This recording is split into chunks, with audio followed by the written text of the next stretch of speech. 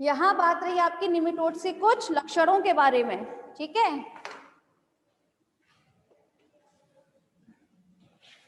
चले और जान लेते हैं इसमें कौन कौन से लक्षण आते हैं। अभी हमने बात की कि इसके जंतु कैसे होते हैं, द्विलिंगी होते हैं, मतलब इसमें नर व मादा अलग अलग होते हैं।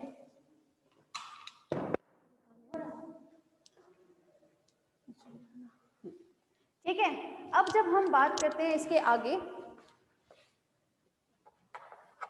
इनके जब हम संवेदांगों की बात करें, संवेदांग मतलब सेंसरी ऑर्गन,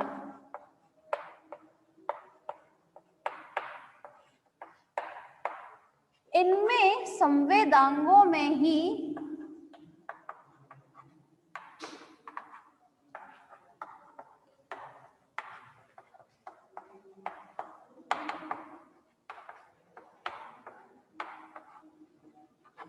मतलब इनमें सिर्फ और सिर्फ पूरे शरीर में कहीं पर भी सीलिया प्रेजेंट नहीं होंगे। कहाँ पाए जाते हैं, सिर्फ और सिर्फ संवेदांग, संवेदांग मतलब सेंसरी ऑर्गन्स में, ठीक है। इनमें मतलब पूरी बॉडी में, आप लोग जनरली जानते हैं ऑर्थ्रोपोड, 12th पास, भाई 12th पास आउट है आप लोग, आफ्टर ऑल पता ही होगा कि ऑर्थ्रोपोड में जितने भी आपके अपेंडेजेस वगैरह होते हैं उसमें छोटे छोटे सीलिया प्रेजेंट रहते हैं, राइट। लेकिन ऑर्थ्रोपोड की तरह ये नहीं होते हैं, इनमें सिर्फ और सिर्फ सीलिया कहाँ उपस्थित होंगे, सिर्फ और सिर्फ संवेदांगों में पाए जाते हैं, बस पूरी बॉडी पर कहीं पर भी आपको देखने के लिए नहीं मिलेगा। अगर मैं एग्जाम्पल की बात करूं तो आपने एस्केरिस देखा होगा, है ना, बनाया भी होगा डायग्राम आप लोगों ने एस्केरिस का, उसमें कहीं पर भी अपने बॉडी स्ट्रक्चर पर सीलिया बनाते थे क्या, लाइक दिस, इस तरह से नर बनाने के बाद बना देते हो शायद इस टाइप से कुछ स्ट्रक्चर, कभी बनाया हो लाइफ में, इस टाइप का स्ट्रक्चर आपने कभी नहीं बनाया होगा ना, आप डायरेक्ट उसको लाइक दिस यही बनाते थे ना। तो इसमें कहीं पर भी आपके सीलिया उपस्थित नहीं होते हैं, सिर्फ और सिर्फ कहाँ उपस्थित होंगे, इसके संवेदांगों पर, मतलब इसके सेंसरी ऑर्गन्स पर।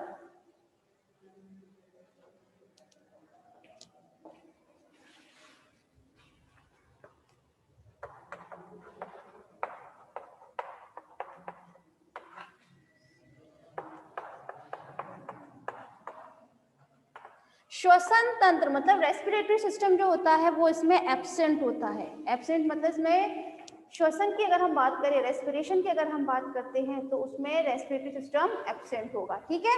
डायरेक्ट वो लोग बॉडी सरफेस से ही रेस्पिरेशन की प्रोसेस करते हैं। अगर हम बात करें आगे इसमें डेवलपमेंट की मतलब परिवर्धन की, तो इसमें कुछ जंतुओं में परिवर्धन जो है वो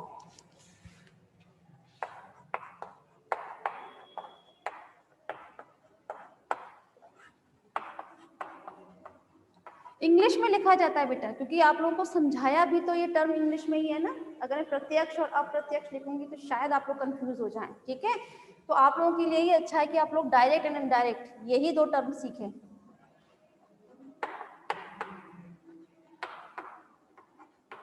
इसमें जब हम परिवर्धन की बात करते हैं क्लास, तो इसमें दोनों ही प्रकार के परिवर्धन देखने को मिलते हैं, मतलब डायरेक्ट एंड इनडायरेक्ट।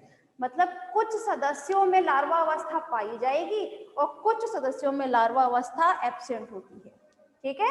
तो लार्वा अवस्था की वजह से हम इसको परिवर्तन दोनों प्रकार से इसमें हो सकता है, किसी में डायरेक्ट तो किसी में इनडायरेक्ट। जब हम बात करें इनमें निषेचन की मतलब फर्टिलाइजेशन की, तो फर्टिलाइजेशन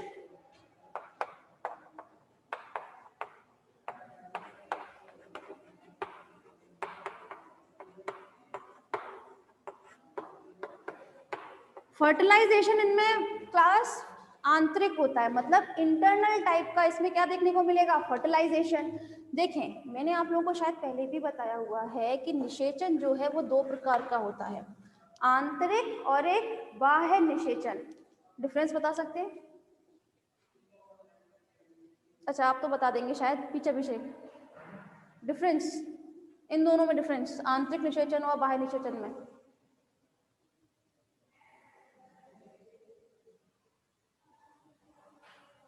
आवाज नहीं आई मेरे कानों तक अभी तक।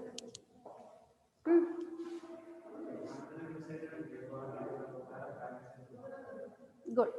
देखो एक्चुअली आप लोगों को यहाँ पे इसका मतलब इसलिए बताया जाता है हर टर्म का मतलब, जिससे आप लोगों को यही चीज आगे भी सुनने को मिलेगी। तो आपका जब स्टार्टिंग हुई है, थोड़े से तो फाइलम हुए भी, ज्यादा नहीं हुए, लेकिन यही चीज आपको पूरे फाइलम्स में सुनने को मिलेगी।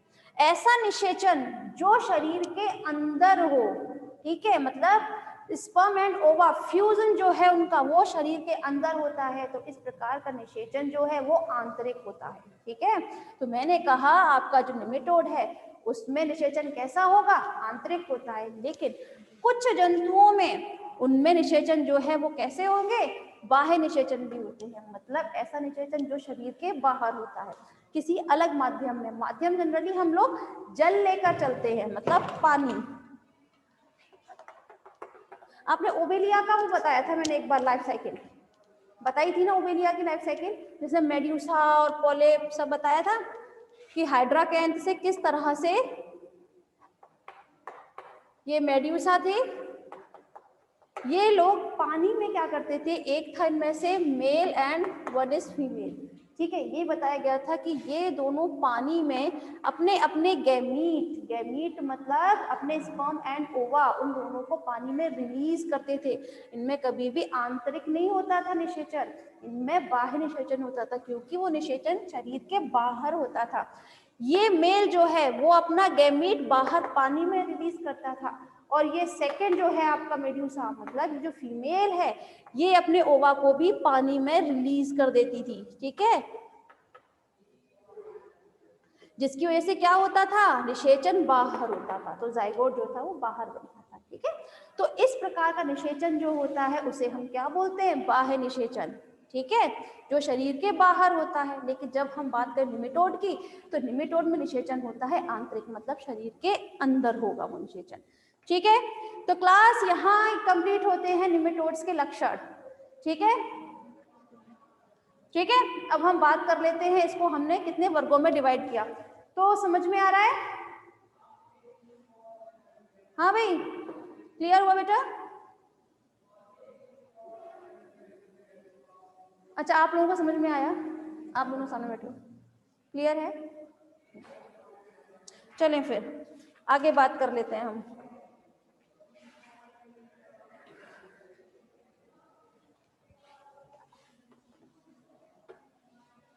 हम संग निमेटोड्स को डिवाइड करते हैं दो क्लासेस में। किसमें डिवाइड करते हैं हम, दो क्लासेस में, दो वर्गों में डिवाइड करेंगे। कौन कौन से, एफेजमिडा एंड फेजमिडा में।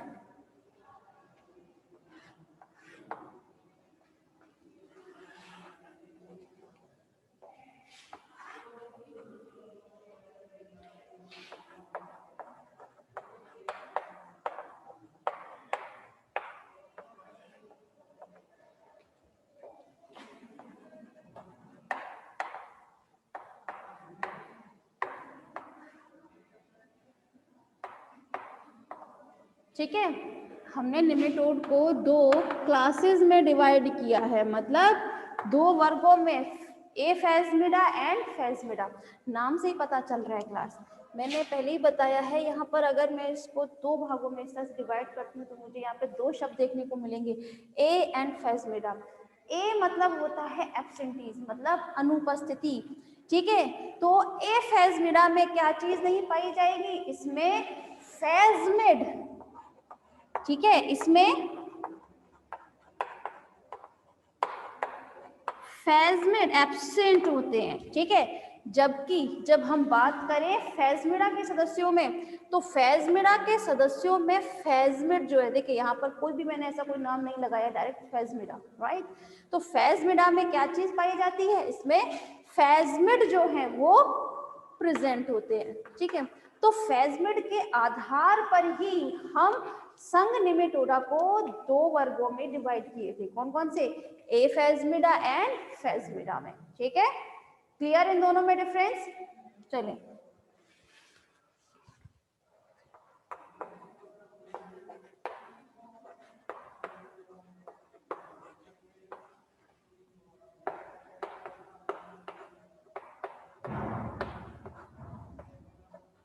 देखें, जब हम बात करते हैं एफेजमिडा की, तो इसमें जो एम्फिड्स होते हैं, ठीक है, एम्फिड मतलब सेंसरी ऑर्गन्स होते हैं, ठीक है, जो आगे की तरफ उपस्थित रहेंगे एम्फिड्स। तो इसमें एफेजमिडा में एम्फिड्स जो होते हैं थोड़े बड़े होते हैं एज कंपेयर टू फेजमिडा के सदस्य, ठीक है, एक बार फिर अपनी बात को यहाँ पर रिपीट कर देते हैं। ए फेजमिडा के जो सदस्य होते हैं फर्स्ट ईयर, उसमें जो एम्फिड होते हैं, एम्फिड क्या होते हैं, संवेदी अंग, सेंसरी ऑर्गन, ठीक है, वो उसमें थोड़े से बड़े होते हैं, जबकि फेजमिडा में इसके बराबर बड़े नहीं होते। ठीक है, इसमें फेजमिड थोड़े से बड़े शेप में होंगे। ठीक, क्लियर। जब हम बात करते हैं ए फेजमिडा की,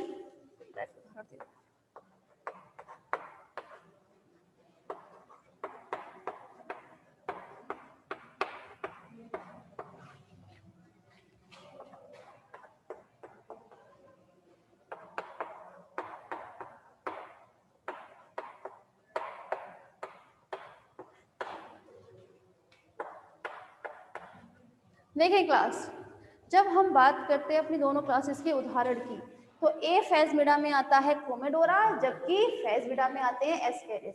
एस्केरिस तो आप लोग वैसे भी 12th क्लास में डायग्राम बनाते ही आएंगे, है ना, तो एस्केरिस तो आप लोगों ने वैसे भी देखा है। ठीक, जब हम बात करें ए फेजमिडा में, तो ए फेजमिडा को फिर हम आगे डिवाइड करते हैं गढ़ में। गढ़ मतलब ऑर्डर में। भाई क्लासिफिकेशन किसी बेसिस पर तो होता है ना, कि क्लास के बाद ऑर्डर आएगा आपका, तो इसमें जो ऑर्डर होते हैं वो होते हैं टोटल 8 नंबर।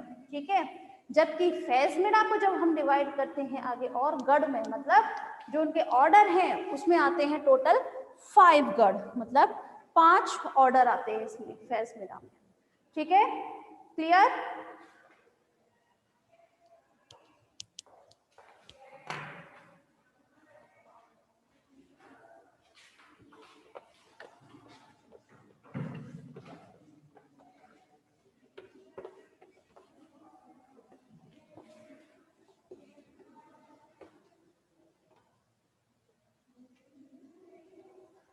यहाँ कंप्लीट होता है आपका संघ निमेटोडा। निमेटोडा बहुत छोटा संघ था, तो फर्स्ट ईयर आप लोगों को निमेटोडा समझ में आया?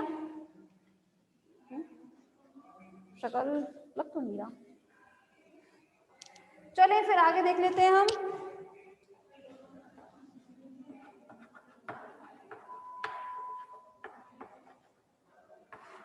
एनिलिडा। एनिलिडा का कोई मुझे बता सकता है, कोई मेन कैरेक्टर, मतलब की कैरेक्टर क्या होता है भाई?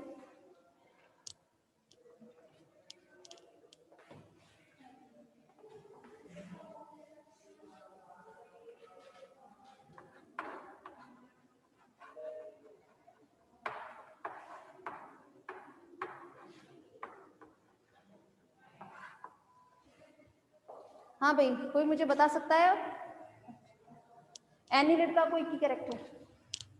कोई आपसे पूछेगा किसका की कैरेक्टर बताएं, तो आप मुझे क्या बताएंगे? बताए बताए जल्दी, की कैरेक्टर। वेरी गुड, जोक तो आती है, प्लस से बता दिया आपको डायरेक्ट मुझे एग्जाम पे। मैंने की कैरेक्टर पूछा। कभी कोई एग्जामिनर अगर पूछता है कि मुझे एनिलिड का कोई भी कैरेक्टर बताएं आप एक, क्या बताएंगे? वो नॉर्मल वाला मत बता दीजिएगा मुझे कि बहुकोशिकीय होते हैं, ट्रिप्लोब्लास्टिक होते हैं, क्योंकि वो अब आपको आगे सब में देखने को मिलेगा। बहुकोशिकीय भी होते हैं सारे, ट्रिप्लोब्लास्टिक भी होंगे। इन दो को छोड़कर बाकी आप मुझे बताएं कोई भी एक कैरेक्टर जिसके बेसिस पर आप किसी भी एनिमल को एनिलिड में रखेंगे। एनिलिड में क्यों रखोगे? ऑर्थ्रोपोड में क्यों नहीं रख दोगे? या फिर निमेटोड में क्यों नहीं रखोगे? कोई भी ऐसे कैरेक्टर मुझे बता सकते हैं आप लोग? मैम जरा से पॉज कर दीजिए आप, हम लोग की बातें तो चलती रहेंगी ऐसे। सॉरी, होते हैं इनका कोई भी कैरेक्टर आपसे पूछता है तो आपको बताना है इसमें खंडी भवन पाया जाता है।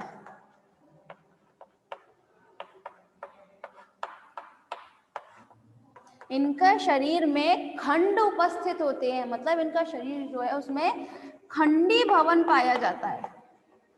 अब मेरा टॉपिक यहीं रुक जाता है फिलहाल, मुझे खंडी भवन बताया जाए। खंडी भवन मतलब क्या होता है भाई? इसका की कैरेक्टर है खंडी भवन एनिलिड का, बताएं जरा। सॉरी, हाँ, लेकिन आप लोगों को शायद याद नहीं है कि मैंने बताया था खंडी भवन भी 2 प्रकार के होते हैं। हाँ, एक तो सतही और एक मेटामेरिक जिसे हम बोलते हैं। हाँ, तो इसमें कौन सा होता है? सतही होता है इसमें, गुड, वेरी गुड। इसमें खंडी भवन जो है वो सतही प्रकार का बिल्कुल नहीं होता है। इसमें जो एनिलिड का जो की कैरेक्टर होता है फर्स्ट ईयर, इसमें पाया जाता है मेटामेरिक सेगमेंटेशन। कौन सा?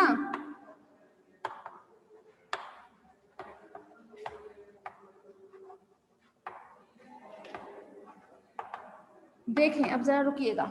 मैंने आप लोगों को बताया था खंडी भवन की जब हम लोग बात करते हैं तो हमने बात की थी दो प्रकार के खंडी भवन की। पहला होता है आपका सतही खंडी भवन। मैं यहाँ थोड़ा सा अपने टॉपिक को रोक देती हूँ। सतही खंडी भवन एंड मेटामेरिक। मेटामेरिक सेगमेंटेशन, इन दोनों में डिफरेंस क्या होता है समझिएगा। सतही की जब हम बात करते हैं तो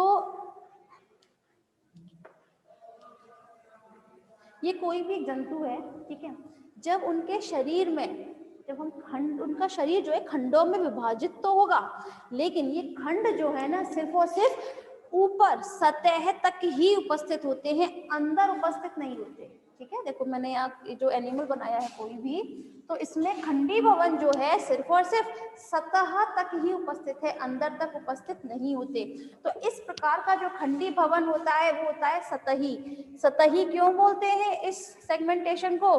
क्योंकि इसके खंडी भवन में सिर्फ और सिर्फ जो आपका खंड है वो सतह पर ही उपस्थित होते हैं, अंदर शरीर में उपस्थित नहीं होंगे। लेकिन अब मैं यहाँ की बात को थोड़ा सा संशोधित कर देती हूँ। मेटामेरिक जो होता है वो जस्ट इसका ऑपोजिट होगा। ऑपोजिट मतलब सतही में इसमें ऊपर की तरफ उपस्थित था, लेकिन अंदर शरीर में कोई भी खंड उपस्थित नहीं होता। लेकिन जब हम बात करते हैं अपने एनिलिड की, तो एनिलिड में खंड जो है वो आंतरिक भी होगा।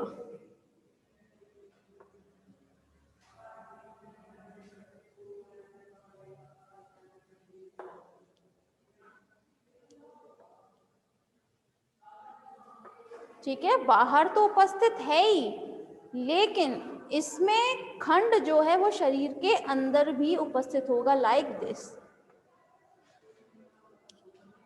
ठीक है, तो इस प्रकार का जो खंडी भवन होता है फर्स्ट ईयर, उसे हम क्या बोलते हैं? Metameric segmentation. ठीक है, मतलब इस प्रकार के खंडी भवन को हम बोलते हैं मेटामेरिक सेगमेंटेशन। क्यों बोलते हैं? क्योंकि इस प्रकार के खंडी भवन में ये ऊपर की तरफ खंड उपस्थित नहीं होते, बल्कि ये शरीर के अंदर भी, ठीक है, अंदर भी उपस्थित है। तो इस प्रकार का खंडी भवन जो है वो कहलाया जाता है मेटामेरिक सेगमेंटेशन। ठीक है, जो इसका की कैरेक्टर होता है, ठीक है, एनिलिड का। क्लियर है? अब हम अगर आगे बात करें तो जो आपका संघ है एनिलिड, क्या हुआ? मुझे कुछ बोल रही हो? टाइम हो गया? ठीक है, फिर फर्स्ट ईयर आप लोगों को परेशानी है तो बताएं, आप लोग बताएं, जवाब तो आप लोग दे सकते हैं। हाँ बताएं, क्लियर है? ठीक है, तो फिर ठीक है फर्स्ट ईयर आप लोगों की आज एक मीटिंग में इतना ही, बाकी कल बात करते हैं हम। कट कर दीजिए।